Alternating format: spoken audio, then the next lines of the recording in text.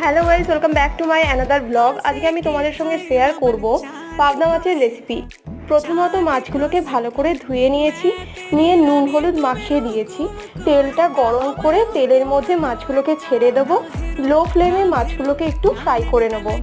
তারপরে কড়াই অল্প একটু তেল দিয়ে দেবো 5 ফোড়ন আর শুকনো লঙ্কা। একটু নাড়িয়ে নিয়ে তাতে দিয়ে দেবো কুচি করা টমেটো আর কাঁচা লঙ্কা দিয়ে একটু নাড়িয়ে তার মধ্যে হলুদ গুঁড়ো, নুন দিয়ে সর্ষে বাটা ভালোভাবে ছেঁকে দিয়ে দেবো। তারপরে মাছগুলোকে আস্তে আস্তে ছেড়ে দেবো, দিয়ে অল্প পরিমাণে একটু জল অ্যাড করে লো ফ্লেমে ভালোভাবে মাছগুলোকে রান্না করে নেবো। 10 মিনিটের মধ্যে পাবদা মাছের ঝাল রেডি হয়ে গেছে। তার উপরে 1 চামচে কাঁচা সর্ষের তেল ছড়িয়ে দেবো। এরকমভাবে একবার ট্রাই করে দেখতে পারো, খুবই সুন্দর টেস্টি খেতে হয় পাবদা মাছের রেসিপিটা। দেখা হচ্ছে খুব তাড়াতাড়ি নতুন মিনি ব্লগে। আজকের জন্য টাটা।